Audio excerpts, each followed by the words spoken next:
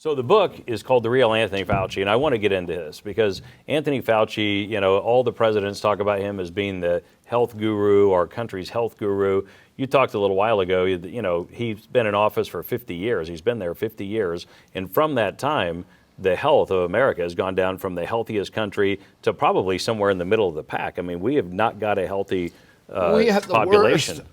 Worst. We are by the metrics, the cumulative metrics, which are, longevity, medical claims, child mortality, mortality during first year, mortality during second year. There are standardized metrics by which you judge the health of a nation, and we used to be at the very top tier. Today, we do not qualify. We cannot compete with any developed country in the world. Not only that, we pay more for the worst medical care than any other country. We consume 3 times the number of pharmaceuticals as any other Western country and of any other country. And we pay more for those pharmaceuticals than any other country. We're one of only 2 countries in the world that allow pharmaceutical companies to advertise directly to consumers. No other country allows it except for New Zealand, and they're like us. They use a lot of drugs because of it. But everybody knows that's a bad idea. The doctor should prescribe you the medicine. You shouldn't have these drug companies who have all these algorithms of mind control, creating a need for their product by making people feel like they're sick. Well, let's do this. Let's follow the money. So Fauci has how big of a budget? What is he over? Because everyone looks at him as the guru. His budget is in 2 buckets.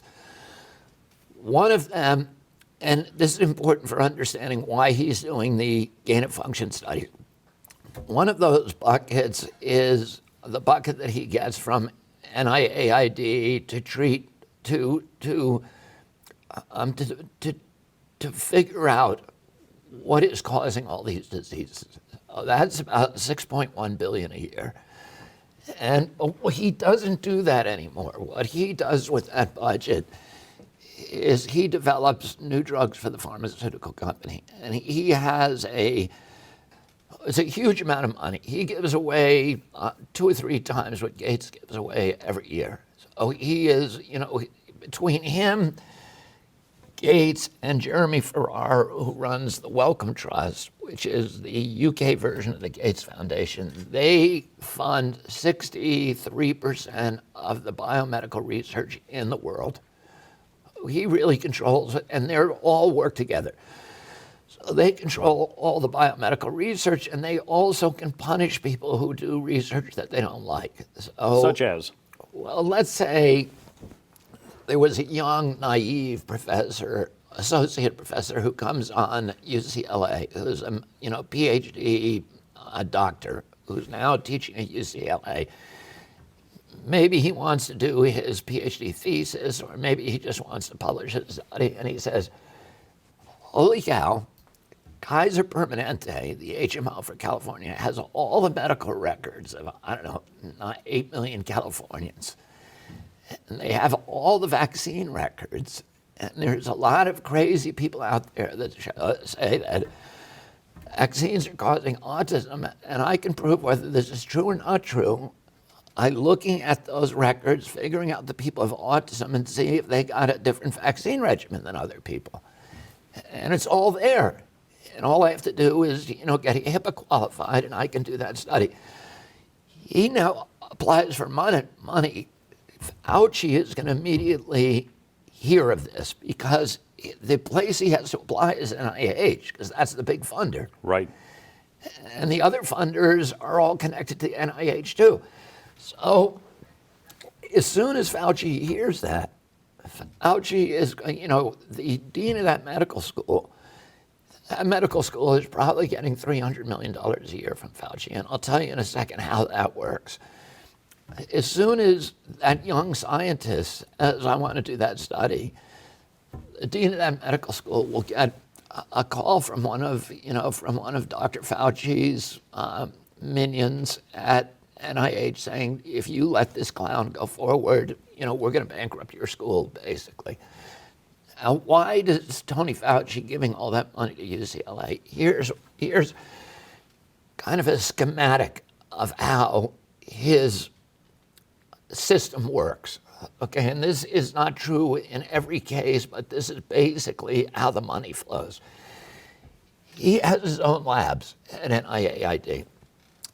That lab has thousands of petri dish and lab jars with viral cultures in them. So if thousands of viruses, of coronavirus, of flu virus, of hantavirus, of dengue virus, of Coxsackie virus, every virus that is a threat to humanity, they have them there. So the guys who work in that lab, the researchers, will take little drops of different molecules.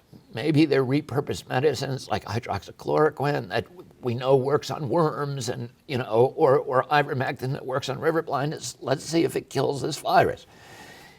Oh, he'll drop it on the coronavirus. And if it kills the coronavirus, if that little molecule kills all the coronavirus in that culture, he now has an antiviral drug. But the question next is, does it kill animals?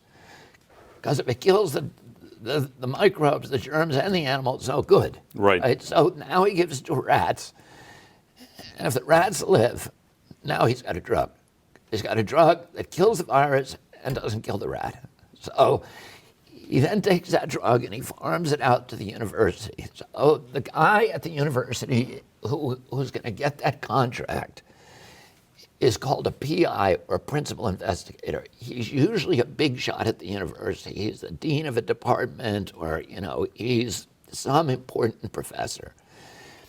He then recruits, he's a medical doctor, so he's recruiting patients to experiment on in the phase 1 trial. There's usually 100 of them, something like that.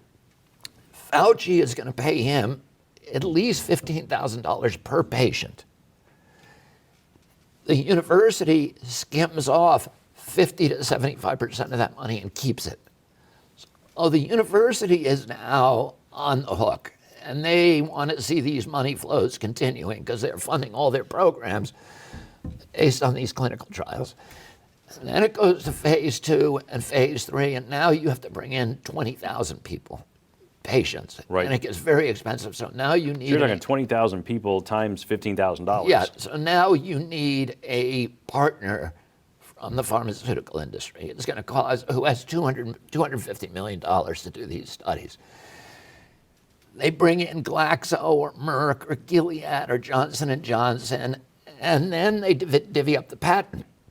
So Tony Fauci is allowed to, his agency can keep part of that patent. For example, on the Moderna vaccine, NIH claims to own half the patent. Individuals who are his favorite deputies, his loyalists, he can decide to give them patent margin rights. So let's wait. This goes back up just for a second. Is this true? True. So a government employee who's working there, who's supposed to be looking out for us, is actually getting a personal piece of the action. He's getting paid by us, and then the product that he dropped the viral load on, he can then make royalties on that. And it used to be until 2004, they can make unlimited royalties. And then Fauci got caught by Congress collecting royalties on an interferon drug that we had paid him to develop, and we still don't know how much. He's never disclosed how much he was taking. But the one thing they did in that is he said, I'll give it all to charity. And I don't think he's ever done it since because the publicity was so bad. But he still uses it as a control. So the people within that agency who are loyal to him, he can choose to award them patent margin rights. And there's at least 4 people in his agency who have pieces of the Moderna patent. They're, his favorite guys, his deputies, and he's going to give them $150,000 a year for life. Plus, NIAID owns half the patent, and they stand to make billions of dollars on it. which, again, he will control. It kind of takes his empire and makes it bigger. It kind of Yeah, makes his it's power the base same bigger. reason that it's like Gates' foundation. Gates technically doesn't own it, but he makes all the decisions about how to deploy it, and that's really what you care about. It's about power. It's not about currency. Right. So then the drug company comes in.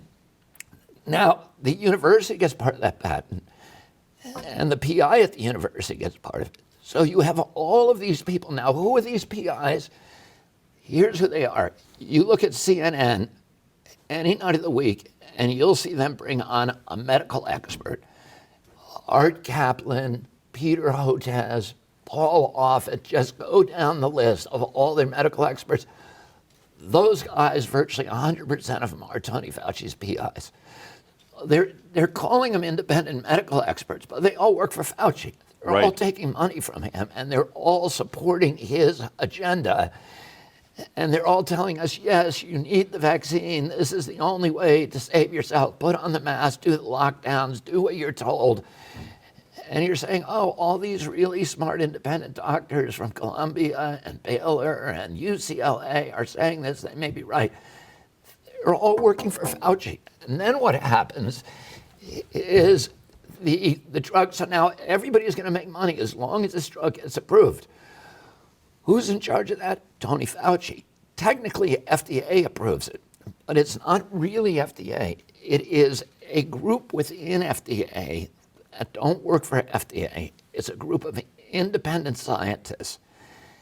And if you look at the people who are on that group, it's a panel called VRBPAC. And if you look at those, it's kind of a vaccine-related biological products advisory committee, VRBPAC. There's another one within the CDC called ACIP, the Advisory Committee Immunization Practice, same thing. You look at the individual members of there, virtually all of them are grant holders from Fauci or Gates. Now, is this one of the ones that had And one that's had why, a? so he can walk these products through this process. He's guaranteed to get approval because these guys are all taking money for him and developing their own products, which next year they're going to have in front of that panel.